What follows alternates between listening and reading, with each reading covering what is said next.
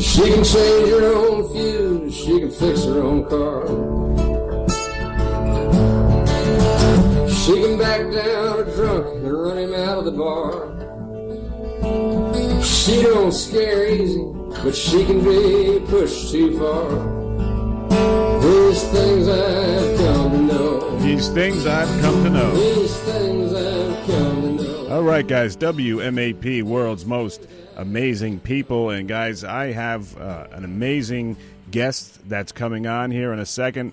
It's the one and only Andrea M. Hall. You guys know I talked about her the other day, and I told you she was coming on today.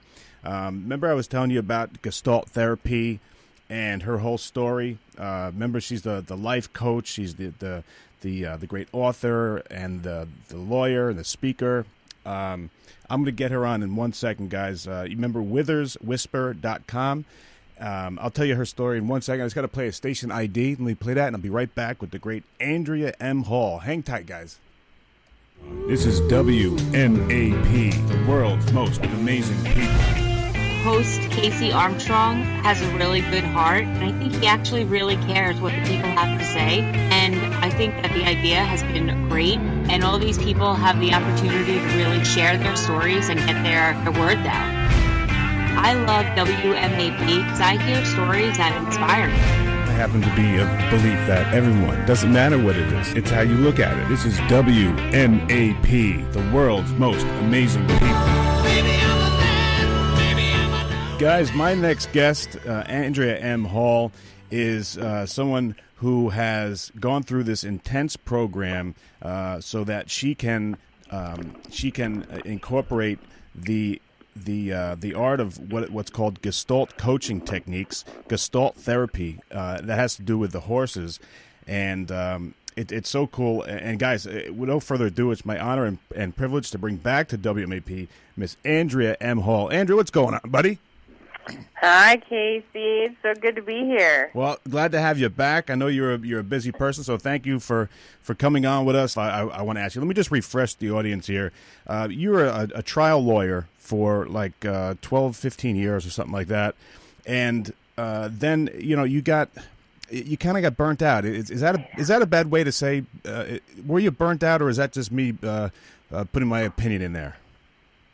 No, I was burnt. However, I was also getting physically ill at the same time that I was struggling. I had been in a 5-day jury trial when my puppy died, and I just really went, what the hell am I killing myself for? Because at the end of the day, the criminal justice system doesn't care about me. I found that out very quickly in the middle of that 5-day trial.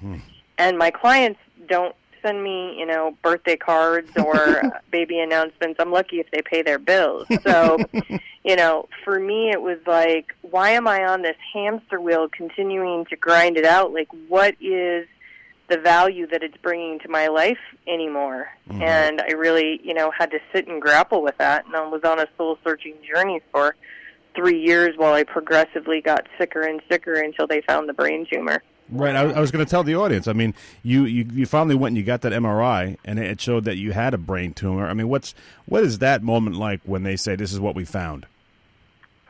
I'm pretty sure I was in shock. I think the last thing I heard was you have a brain tumor, and after that I went into task mode, like, how do I get rid of clients, and what am I going to, do, and how long am I going to be sick, and what does this look like, Am I going to come out and be okay, and be able to talk or walk or remember who I am? All that stuff I think runs through your head, and just to get my life in order. I was single, I ran 3 businesses, and to figure out who's going to take over what jobs, what positions, it was a lot of work between the time I found out and the time I actually had surgery to get all of that in order. And maybe that was a blessing so that I wasn't sitting idle, stressing about things and on the internet researching and things of that nature. So, I pretty much shut down, I think, after I heard those 3 words, you have a brain tumor. Yeah, I think anyone would. And then, throughout your recovery, you found out that you came to the conclusion that you could help a lot more people Even though, look, I know you were talking before about how it was kind of a thankless job, but you did help so many different people when you were a trial attorney. Oh, yeah. I mean, in 13 years, I did amazing work. And, still to this day, I have, trial lawyers saying, "Why did you quit?" And come back. And I'm like, not only no, but no. Yeah. Well, yeah. And so when was it in your journey that you found out that you could touch so many more people with this Gestalt therapy? So after I had been in that 5-day trial, I took time off, and during that time, I was doing a lot of soul searching myself, and everybody that knew me knew I loved horses and had recommended that I go and speak to this lady. And so I went and spoke with her, and she had done some techniques with horses, and I just fell in love with how it was, this process of me being in front of the horse, by the horse, and what I could experience, and how my world disappeared. Like, my breathing would slow down, and my heart rate would slow down, and I could be out at the barn for hours, and it felt like 5 minutes, and I was like, oh, this is heaven. Mm-hmm. Like, where do I get some of this, and how do I, have this in my life all the time? Mm-hmm. So it was at that time that I then kind of started searching out different modalities and who offered what, and, did my research on what programs I should look at and potentially join, and that's when I found, Melissa Pierce's Touch by a Horse program, and completed the 2-year certification, and in fact, I'm actually getting ready to start another 2-year program with her, which is more advanced and the deepening of the Gestalt work. So it's a separate program that she just started where it's all about the Gestalt, where the program I completed was a combination of the Gestalt with the horses. Now I'm looking at a 2-year certification with her that is just all Gestalt work, which will obviously help me in my practice and help me do things in Colorado when it's colder. Not always are people wanting to come out to the barn when it's 30 and 40 degrees outside. So, we'll be able to do some other techniques that include the Gestalt inside a warm building and things of that nature. So I just am getting ready to start that certification program with her as well. Cool. And Melissa Pierce is touched by a horse. That's in Elizabeth, Colorado? That's correct. Okay. And now tell me about what this program was like. Take me through a typical day. I'm very interested in this, and then I want you to get into more of about this Gestalt therapy. I find fascinating. Sure. So in order to go through her program, not everybody is accepted. You fill out an application, and then it goes through a committee, and ultimately Melissa makes the decision whether you get into the program or not. And then in order to complete the program, it's always a 4-day weekend. So it starts on like a Thursday to a Sunday or a Monday to a Thursday. And you do your own personal work. Everybody that's in there is doing their own personal work, which makes the process, I think, so much better. Because even though you can go to college and get a degree and become a therapist, a lot of times they don't do their personal work. And so they are in a position where they have their own stuff going on in their life. Now, don't get me wrong. I have stuff going on in my life as well. However, I always continue to do my work and to do personal growth work, whether it's through another, seminar with, Michael Beckwith or, somebody else. I'm always constantly learning and growing to discover who I am and make myself a better person than I was yesterday. So you ultimately do 8 of those.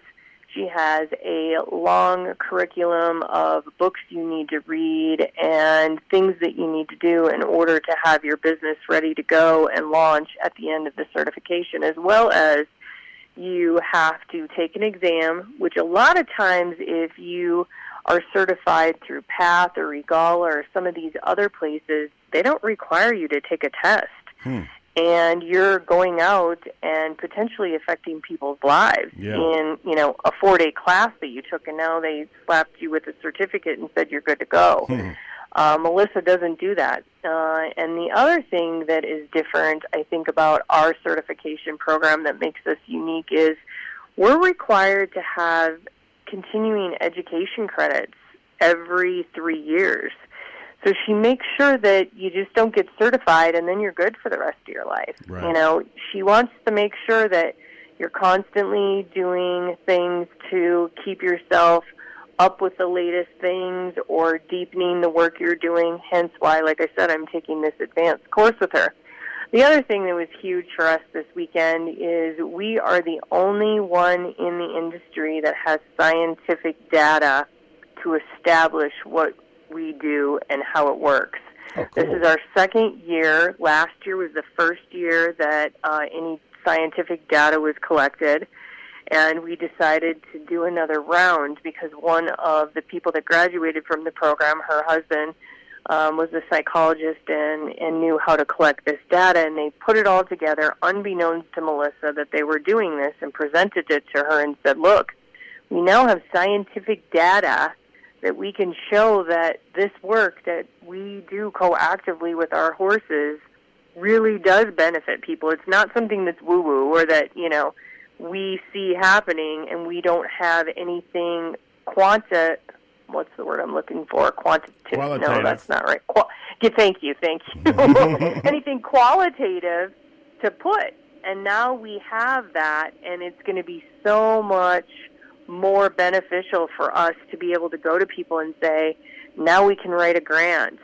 This money can go to a nonprofit that can support people who are veterans, who have PTSD, who are kids in the criminal justice system, kids in the Department of Human Services system, families that are falling apart, homeless, things of that nature, which is huge. So, like I said, we just unveiled the data at our annual conference this last weekend, and it was the same amazing results that we had the year before, and it was with a completely different population. The first year that it was done with people who were homeless, and this year when it was done with dentists and lawyers and businesswomen and things of that nature from about 7 different people who have different areas of practice. So we're so excited about those results, and we only anticipate that it's going to get bigger and benefit things like getting into the insurance industry and getting the insurance companies to say, okay, we'll pay for this now. Like, there's data that supports that, you're just not going into, an arena with a horse and walk out and you're 150 pounds lighter and you've had a facelift in an hour and a half. That's awesome. I mean, that's so cool. Now, why is it, Andrew, that they say that, working with animals is so good for so many different people and different problems or challenges. Like sometimes they'll bring puppies to old folks' homes and stuff like that. But why do animals have this healing effect or calming effect? Why, in your studies, have you found that to be true? Oh, absolutely. And I think one of the biggest things is that those animals have no judgment. And they live in the present moment. And they're not connected to any sort of outcome. Like, they're just there, right? Loving you unconditionally for who you are and where you are. And they don't pass any judgment. They don't care what car you drive.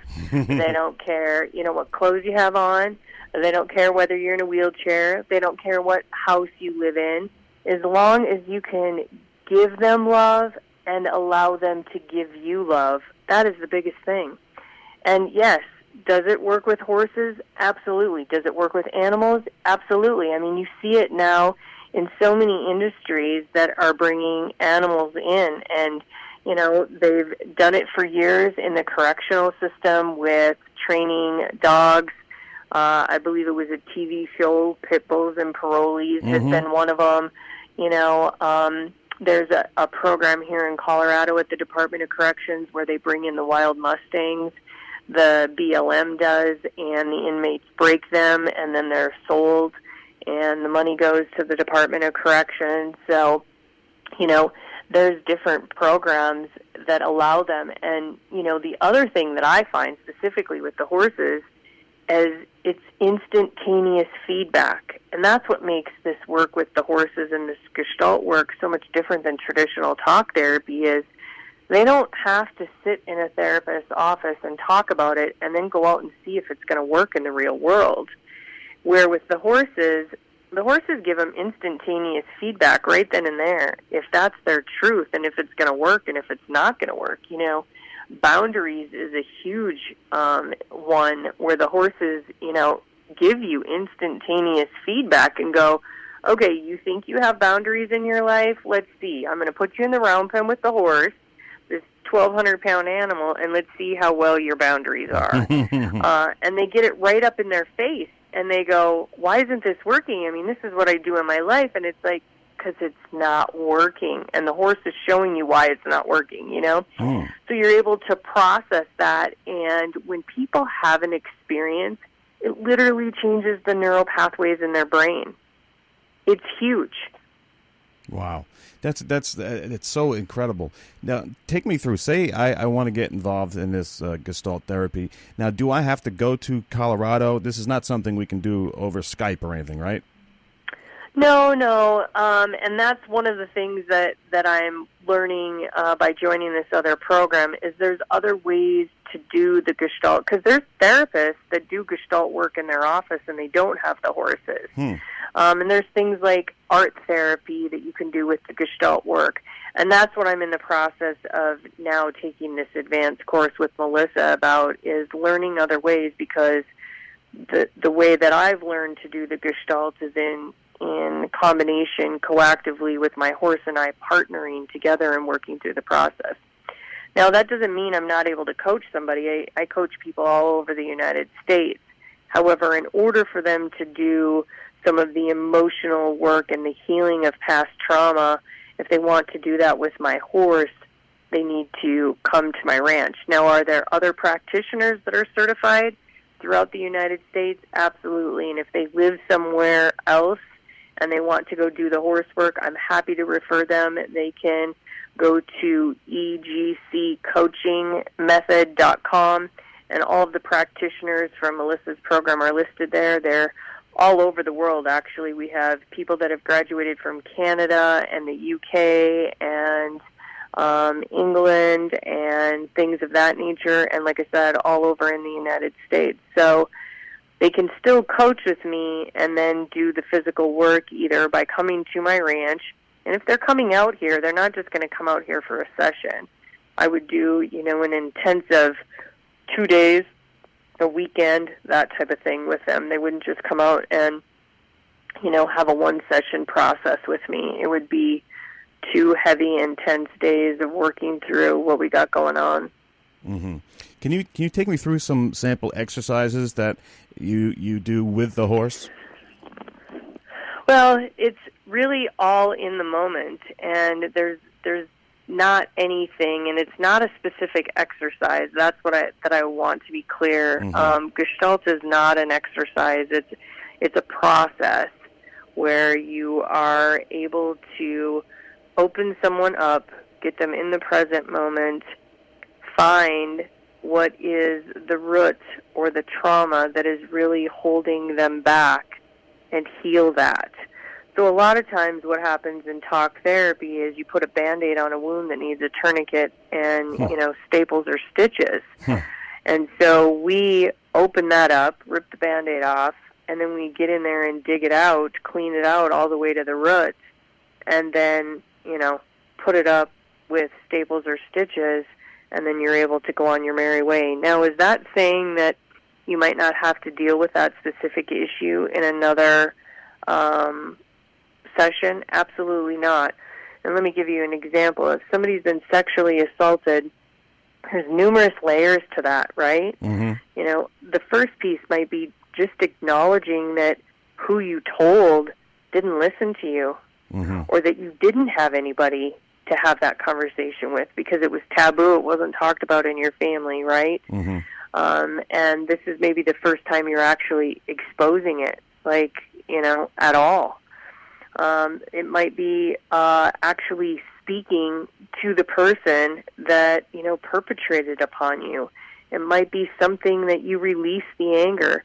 There's different pieces that potentially bubble to the surface. And again, you're never the same person you were yesterday as you will be tomorrow or the day after that. So even though you've healed one layer, you peel that layer of the onion back, there may be another layer. Then again, you may heal that and let that go, and you may never have to go and do work around that again. That's the other beautiful piece about the Gestalt work, is that once it's typically healed, you don't have to open that door again. Or a lot of times in talk therapy, you talk about it, you don't get to the root, and you keep having to go back and relive it because it's not healed. It still bubbles to the surface. So every client's different. We're always in the moment. I'm always flowing with what is coming up. And somebody may call me because, this is very typical in couples work. They have an argument with their significant other, and, okay, we need to see a therapist. We need to go do something. Let's go do this. This is different. Okay, we're going to go work with the horses. And they make an appointment. And then they come in, and ultimately, that's not what bubbles up to the surface that day, because they made that phone call a week or two ago before they actually got into the front of me. And so now they might be mad because it took them 2 hours to get to my ranch because traffic was crazy, or they had to pull over because they got a speeding ticket or whatever. So then you work on that with whatever's coming up, and from there, other stuff shows up that you can work on. Is that what you mean by being in the moment? Yeah, and that's the best part about the Gestalt, is you're in the moment and you're really flowing with. So there's no agenda. Absolutely no agenda. Before, I'm sorry. Go ahead. Well, you said before, well, when I put you in a ring with this huge animal and you get in its face, were you speaking figuratively, or is that something, will you put somebody in the ring with the horse and just see how they react? Is that part of it? Well, it's not necessarily how they react. However, unless the client is deathly afraid of a horse, which sometimes there's people that come and they're intrigued, yet they're still scared to get in the round pen. And for people who are non-horse people, a round pen is just basically horse panels basically put in a circle, and we call it a round pen. My horse is in the round pen before my client ever shows up, or a couple ever shows up, or whoever I'm working with. And so I've energetically checked in with my horse, and I'm intuitively feeling into what their space is, and vice versa for me, and I'm getting grounded and present and getting ready to communicate coactively with my horse. So the horse is feeding me as much information as I'm getting from the client's behavior, their reaction, their response. So let me give you an example. I had a lady that came to one of my weekly meetup groups, which I have on Tuesday evenings, and she was in the round pen with my horse, Justice. And Justice was nipping at her, if you will. He kept opening his mouth and pulling at, like, her jacket or sweatshirt and wanting to get her attention. And I knew that that was not the normal behavior of my horse. And so I first checked in with my horse, like, what's going on? Are you wanting to show me something, or is there something else going on? And then I checked back in with her, and I was like, does this behavior feel familiar? And she couldn't figure out what was going on, and he kept doing it. And obviously he was telling me something was going on. And we did the best we could to see if we could figure out what it was, and she just wasn't having any aha moment. And finally, her girlfriend, who had come with her, said, can I say something? I said, absolutely. What do you think is going on? And I'm usually pretty careful about giving my interpretation of what's going on, because obviously I bring my life experiences into anything that's coming out of my mouth. And I firmly believe that my clients hold the answer to their own truth. I just hold up the mirror so they can see the reflection. And her girlfriend happened to say this is exactly her son's behavior. Now, her son had committed suicide about 2 years prior to that, Oh, wow. and they were very codependent on each other. And, of course, she was a huge enabler, and he would pick and pick and pick at her until she would get so frustrated that she would, cave. And she would give him money, which he ultimately bought drugs with, or, she would pay his rent, and, then he would be safe for another month and not be evicted and things of that nature. And when she finally acknowledged that that's what her son used to do to her, justice immediately stopped the behavior. Wow. However, he wanted to get her attention so that we could process that piece of work. And again, when she finally realized, when it was brought to her awareness, which she was, I get it. However, she wasn't able to come to that on her own realization, which sometimes clients don't. And then they leave, and a day later, all of a sudden it clicks, right? It's like kind of like if you go see a medium or a psychic or have seen them on TV, they always say, just go home and think about what I said. And then typically a day or 2 days later, they've done research, they've looked at photos, they've had conversations with somebody in the family, and then they go, oh, yeah, that was Uncle John. I didn't remember that we had a John in our family, or, whatever it is, right? Right. So, yeah, not always is the aha in the moment in the round pen.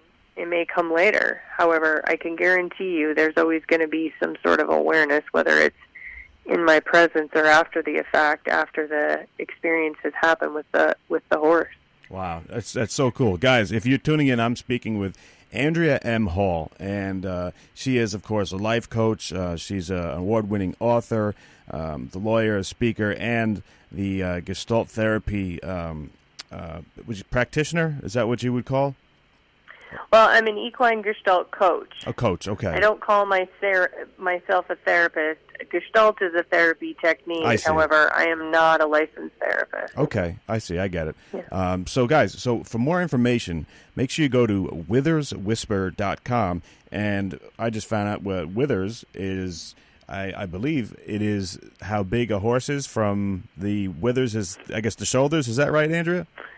Well, it's in between the shoulders there. That's the withers area. The saddle usually fits up right about to the withers. Sometimes the withers are underneath the saddle. But, yeah, you and I had a conversation about deciphering how many hands a horse is. Yeah, that's how I learned. I was trying to sound smart there for a minute. But, guys, Andrea Hall, please check her out. And she'll be on not too long. We get to visit with her again. But I want everybody to go to witherswhisper.com and learn about Andrea, her life, and her practice and her coaching.